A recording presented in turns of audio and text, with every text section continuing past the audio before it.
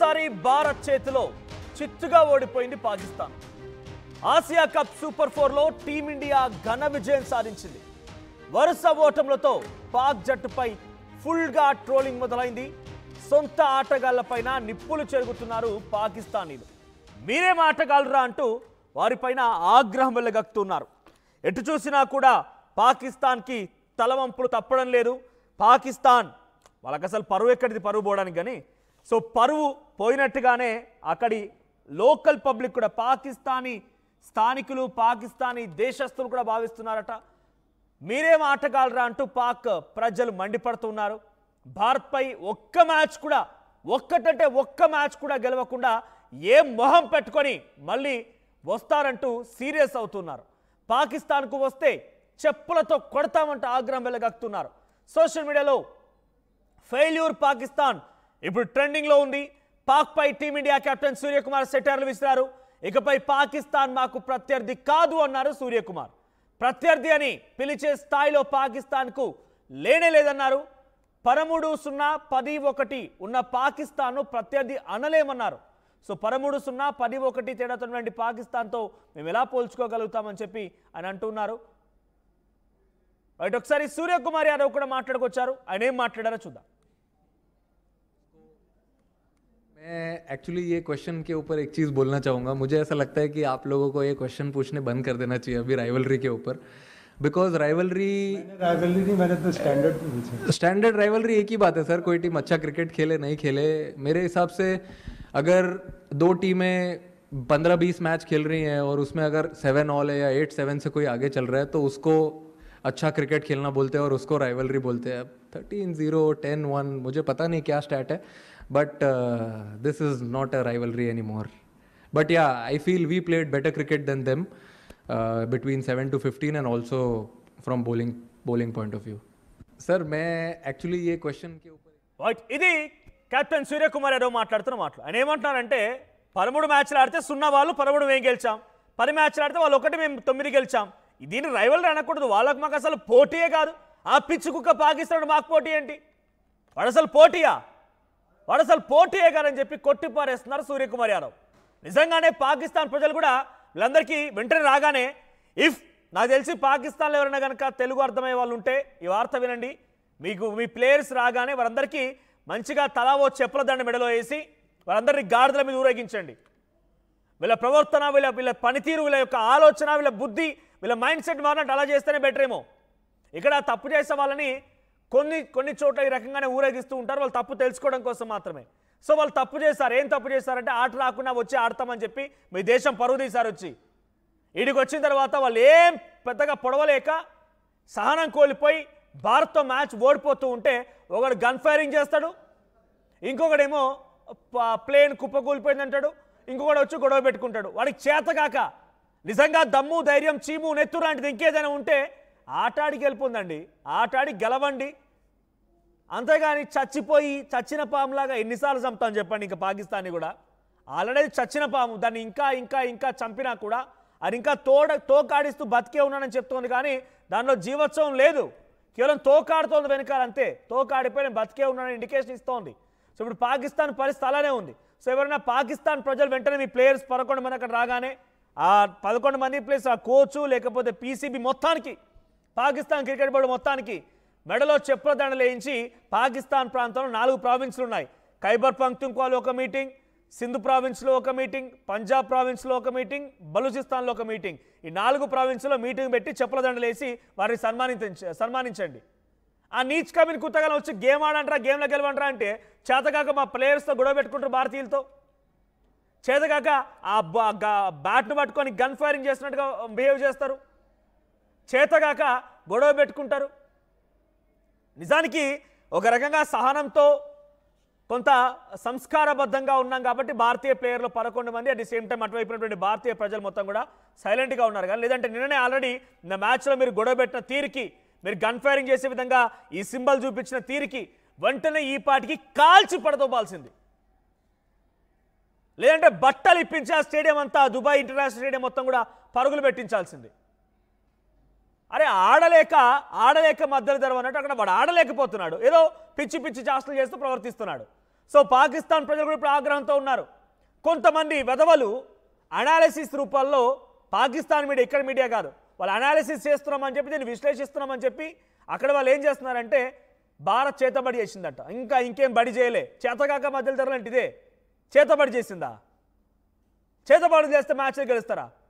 మీరు నేర్చుకోండి మరి. పోయి మీకన్నా ఇంకెక్కడ చేతబడి ఎవరు చేయగలుగుతాడు? ఆ మసూద్ అజార్ గాడు, లేకపోతే హఫీజ్ సయ్యద్ గాడు, ఆసిమ్ మునీర్ గాడు, బిలావల్ భుట్టో, వీళ్ళందరూ చూస్తేనే పక్క అదే సినిమాలో విలన్ క్యారెక్టర్ మాదిరిగా ఉండిపోతారు అంతా కూడా వీళ్ళందరూ పక్క. రైట్, అదే సినిమాలో అమరీష్ పూరి క్యారెక్టర్, అమరీష్ పూరి చేసిన క్యారెక్టర్గా అటువంటి చేతబడి చేసినటువంటి చేతబడి అంటేనే మీరు గుర్తుకొస్తారు. చేతబడి చేసి భారత్ మ్యాచ్ గెలిచిందంటారా? కనీసం మీ ప్రజలను మీ మీద ఉమ్మకుండా చూసుకోండి. సో పాకిస్తాన్ ప్రజలు ఇకనైనా వాళ్ళ యొక్క ప్రవర్తన వచ్చేసారైనా మ్యాచ్ గెలవాలంటే, ఈ దిక్కుమాలకి బుద్ధి రావాలంటే తలా ఒకటి 11 చెప్పుల జతలు పెట్టుకోండి దగ్గరగా. అన్ని చెప్పుల జతలు పాతయాన్ని విరిగిపోయినాయి, పెంట కుప్పల పడేసి ఉంటావని తీసుకొని జత కట్టుకొని ఒక దండలా పేర్చి మనిషికొక ఆ చెప్పుల దండ వేసి గాడిదలపై ఊరేగించండి అందరినీ కూడా. అప్పుడే సిగ్గొస్తుంది వెదవులకి. ఇంత దుర్మార్గంగానా? ఒకడు చేతబడి చేస్తుంది అంటాడు, ఇంకొకడు గొడవ పెట్టుకుంటాడు, ఇంకొకడు గన్ ఫైరింగ్ అంటాడు. అరే అంతా ఆటలో చూపించండి రా బాబు అంటే ఆట చేత కాదు. సూర్యకుమార్ గారు చెప్పింది ఎగ్జాక్ట్గా నిజమే. అది 11 మ్యాచ్లు ఆడితే ఒక్క మ్యాచ్ గెలవలేదు, 10 మ్యాచ్లు ఆడితే ఒక్క మ్యాచ్ గెలిచి వీడు మాతో పోటీ పడేది. అసలు పాకిస్తాన్ టీంని ఐసీసీలో తీసేయాలిగా. ఈ దుర్మార్గులను తీసేయాలి, ఎందుకంటే వాడు ఓడిపోయిన స్పోర్టివ్ స్పిరిట్ లేదు వాళ్ళ దగ్గర. బేసిక్ థింగ్ కదా, ఒక స్పోర్ట్స్ పర్సన్కి స్పోర్టివ్ స్పిరిట్ అనేది బేసిక్ థింగ్. అది గెలిచినా ఓడినా దాన్ని స్వీకరించాల్సింది. గెలిస్తే ఇంకా ఎలా మనం బెటర్మెంట్ చేసుకోవాలో ఆలోచించాలి. ఓడిపోతే ఎందుకు ఓడిపోయామో విశ్లేషించాలి. కానీ వీడు చేతబడి చేస్తాడు అంటున్నాడు. వీడేమో చేతబడి చేస్తానంటున్నాడు. చేతబడి చేయడం మూలంగా గెలిచింది భారత్ అని చెప్తున్నాడు. సో పక్కాగా ఒక విలన్ మాదిరిగా ఒక చేతబడి చేసేనే మీరు ఆ పర్ఫెక్ట్ సెట్ అవుతుంది. ఆ క్యారెక్టర్లకి ఆ రూపకరణకి మొత్తం పర్ఫెక్ట్ సెట్ అవుతుంది. మీరు చేయాల్సిన చేతబడి మీరు కూర్చొని ఆ దుబాయ్ గ్రౌండ్లో కూర్చోండి, అక్కడే ఒక ముగ్గులు లాంటివి వేసేసి అక్కడ చేతబడి చేయాల్సింది కూర్చొని. నాకు తెలిసి బహుశా అట్లా చేస్తే వీళ్ళు గెలవరు అనుకుంటా. బహుశా నో ఛాన్స్ ఎట్ ఆల్. చాలా దుర్మార్గంగా మాట్లాడుతుంది. మరీ దిగజారిపోయి మరీ అసలు మనుషులం, అసలు మాకు చీమునెత్తరు లేనిలేదనంగా ప్రవర్తిస్తున్నారు అంతా కూడా. పాకిస్తాన్ ప్రజలు కూడా మీరు ఎక్కడ దొరికితే మిమ్మల్ని మీ చెమడాలు వలుద్దామని చెప్పి సిద్ధంగా ఉన్నారట. మీరు వెళ్ళండి, పాకిస్తాన్కి అయితే వెళ్ళండి. పాకిస్తాన్కి వెళ్ళి మీరు అక్కడ వాళ్ళకి మొహం చూపించండి. మళ్ళీ అప్పుడు తెలుస్తుంది మీ సంగతి. మీకు ఎలా చెప్పు దెబ్బలు కొడతారు, మీకు ఎలా మీ మెడలో చెప్పులు వేస్తారనేది అక్కడ తెలుస్తుంది. అనాలిసిస్ రూపంలో పాకిస్తాన్ మీడియా ఇప్పుడు ఏం చేస్తుందంటే, India had made something spiritual things, Shudra పూజలు చేసింది, చేతబడి చేసింది, అందుకే మా ప్లేయర్లు ఆడలేకపోయారు. ఎవరికి? అక్కడ ఫరూక్ అనే ప్లేయర్కి చేతబడి చేస్తామంట. వాడు పెద్ద ప్లేయర్, మరి వాడి చేతబడి చేస్తే వాడు ఆగిపోయాడా? అంత మూర్ఖత్వపు వేషాలు, పిచ్చి వేషాలు తప్ప నిజంగా జోకర్లు అనే దానికి వీళ్ళు పర్ఫెక్ట్ యాప్ట్ అవుతారేమో. మనం ప్రతిసారి అరే వాడు మనిషే కదా, పోనీలే ఎంతో కొంత వాడు మానవుడే కదా అనే రకంగా మనం ఆలోచిస్తున్నాం. But they proves every time we are wrong. మనం ఎప్పుడు కూడా తప్పని వాళ్ళు ప్రూవ్ చేస్తున్నారు. మనం వాళ్ళ గురించి అలా ఆలోచించకూడదు. మేము పిచ్చి వెదబలమే, మేమంతా కూడా మనుషులం కానే కాదు, దుర్మార్గులం, నీచకమైన కుత్తేగాలం అని చెప్పి వాళ్ళు మళ్ళీ వాళ్ళంతా వాళ్ళు తెలియజేస్తున్నారు. సో పాకిస్తాన్ వాళ్ళు మళ్ళీ మీరు ఎవరైనా కనుక కనీసం భారత్తో పోటీ పడాలన్నా, ఏదో కొద్దో గొప్ప ఏదో ఒక 2 చిన్న టీంలతో గెలవాలన్నా కూడా, అంతో ఇంత మీ క్రికెట్లో మళ్ళీ మీకు కొంత పేరు రావాలన్నా కూడా వెంటనే మీరు చేయాల్సిందల్లా ఒకటే, ఈ 11 మందికి గుండు కొట్టించి మెడలో చెప్పుల దండలు వేసి ఊరంతా ఊరేగించండి. 4 ప్రావిన్సులు, Khyber Pakhtunkhwa, Sindh province, Punjab province and Balochistan, 4 ప్రావిన్సులో ఘనమైన మీటింగ్లు పెట్టి దూరం నుంచి కోడిగుడ్లు తర్వాత టమాటాలతో విసిరండి. అప్పుడు వాళ్ళకి మేము చేసిన చేతబడి ఏదైతే ఉందో, మేము చేసిన చేతబడి అంటున్నారు కాబట్టి, భారతీయులు చేతబడి చేశారంటున్నారు కాబట్టి, ఒక మాట మీరనే మాట మీకు నిజమైతే మీకు పరిష్కార మార్గం చెప్తున్నా. ఈ చేతబడి వాళ్ళ ఉన్నటువంటి చేతబడి పోవాలంటే 11 మందికి గుండ్లు కొట్టించి మెడలో చెప్పుల దండలు వేసి ఈ 4 ప్రావిన్సుల్లో వాళ్ళందరినీ ఒక్కో దగ్గర సభలు నిలబెట్టి మీరు కోడిగుడ్లు టమాటాలతో కొట్టి అప్పుడు వాళ్ళ మీద చేతబడి తగ్గుద్ది. అప్పుడు వాళ్ళు నెక్స్ట్ మ్యాచ్కైనా కొంచెం సిద్ధంగా ఉంటారు. లేదంటే ఈ చేతబడి కంటిన్యూ అయితే ఇంకా వాళ్ళని చచ్చిపోతారు. ఇక వాళ్ళకి మరణం దగ్గర పడింది. ఇక చేతబడి కంటిన్యూ అయితే ఇంత మూర్ఖంగానే వ్యవహరించేది. పాకిస్తాన్ ప్రజలను అంగీకరించడం లేదు. ఈ మాటలు వాళ్ళు చెప్పేటువంటి అసమర్థమైనటువంటి మాటలు పాకిస్తాన్ ప్రజలను అంగీకరించడం లేదు. ఇంత దుర్మార్గంగానే మాట్లాడేది. సో ఒకసారి మీరు కామెంట్ చేయండి, మీ కామెంట్స్ నేను చదివే ప్రయత్నం చేస్తాను. సో పాకిస్తాన్ క్రికెటర్లతో చెప్పులతో కొట్టాల్సిందేనా అంటే 92% మంది కొట్టాలంటారు. కొంతమంది ఉగ్రవాదులు ఇక్కడ కూడా ఉన్నారు కాబట్టి నేను మళ్ళీ చెప్తున్నా, మన భారతదేశంలో కొంతమంది ఉగ్రవాదులు ఉన్నారు కాబట్టి 8% మంది తెలుగు వాళ్ళలో ఉన్నారు కాబట్టి వాళ్ళు కొట్టొద్దు అని చెప్పి 8% మంది చెప్తున్నారు. ఒకసారి ఆ ఫొటోస్ ప్లే చేయండి. అక్కడ వాడు చూడండి, వాడు గన్ ఫైరింగ్ చేసినట్టుగా బ్యాట్ చూపిస్తున్నాడు డగౌట్ వైపుగా. మన భారతీయ క్రికెట్లు అక్కడ కూర్చోంటే వాళ్ళ వైపుగా చూపిస్తూ గన్ ఫైరింగ్ చేస్తున్నాడు. వాడు చెప్పుతో కొట్టొద్దా? తర్వాత ఇంకో చోట వాడు గొడవ పెట్టుకున్నాడు, వాడిని కొట్టొద్దా? ఇంకో చోట ప్లేన్ ఎగిరిపోయింది, కింద పడిపోయింది, కుప్పకూలిపోయింది, వాడిని కొట్టొద్దా చెప్పులతో? సో పాకిస్తాన్ మీడియా కూడా ఏం చెప్తుందంటే మనం చేతబడి చేశామంట వాళ్ళకి, మనం చేతబడి చేయడం మూలంగానే పాకిస్తాన్ ప్లేయర్లు ఆడకుండా ఓడిపోయారట. సో నేను పరిష్కార మార్గం చెప్తున్నాను వాళ్ళకి. పాకిస్తాన్ క్రికెట్ బోర్డ్ మీకు ఒక చేతబడికి పరిష్కార మార్గం నేను చెప్తున్నాను. ఈ 11 మంది ప్లేయర్లకు అవసరమైతే పాకిస్తాన్ క్రికెట్ బోర్డు చైర్మన్ గారు వాడేవాడనున్నా కూడా, ఎందుకంటే వాడే మూలం కాబట్టి వీళ్ళందరికీ ఎవరైతే క్రికెట్ ఆడాలి దేశ విదేశాలు అనుకుంటున్నారో అందరికీ నీట్గా రుణగా గుండు కొట్టించి మెడలో చెప్పుల దండలు వేసి గాడిదల మీద ఈ 4 ప్రావిన్సుల్లో మీటింగులు పెట్టి వాళ్ళందరినీ కోడిగుడ్లతో డిసెంబర్ టమాటాలతో కొట్టండి, వాళ్ళ పరిష్కారం అయిపోయింది. వాళ్ళ మీద చేతబడి ఏం లేకుండా వాళ్ళ మీటువంటి మాయాలు మంత్రాలు మొత్తం పారిపోతాయి. ఏ చేతబడి పనిచేయదు. ఇక నెక్స్ట్ సారి ఏ మ్యాచ్ ఆడినా కూడా ఏ చేతబడి రాకుండా వాళ్ళు సచ్చగా ఆడొచ్చు, మంచిగా అన్ని విజయాలు సాధించవచ్చు. సిగ్గనిపించాలి చెప్పడానికి. మరీ దారుణంగా ప్రవర్తిస్తోంది Pakistan.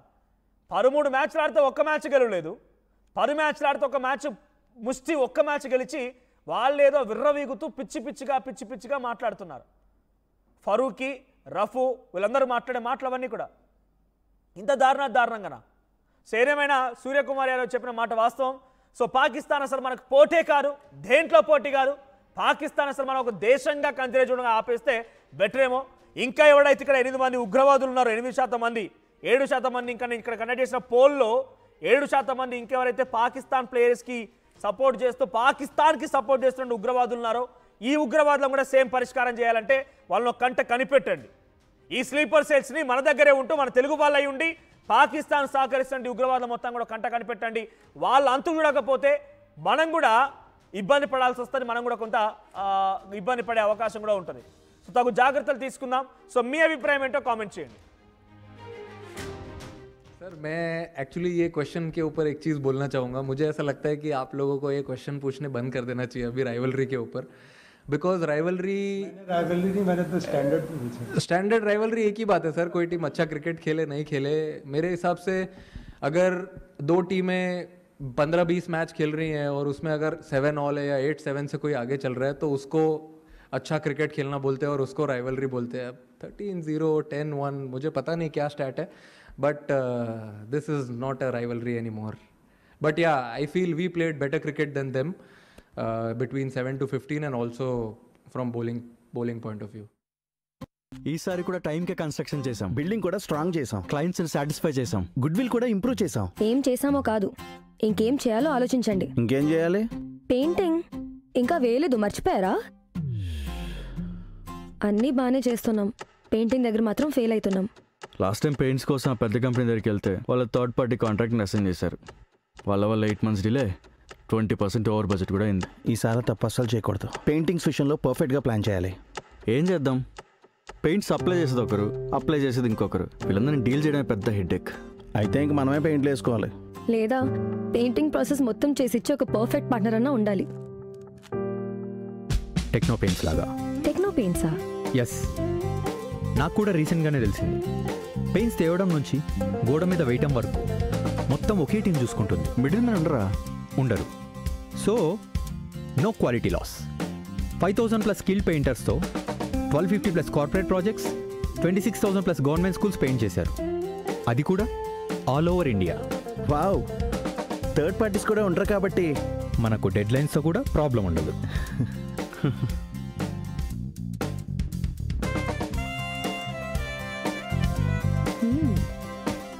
Perfect. From the factory to the wall, Techno Paints does it all.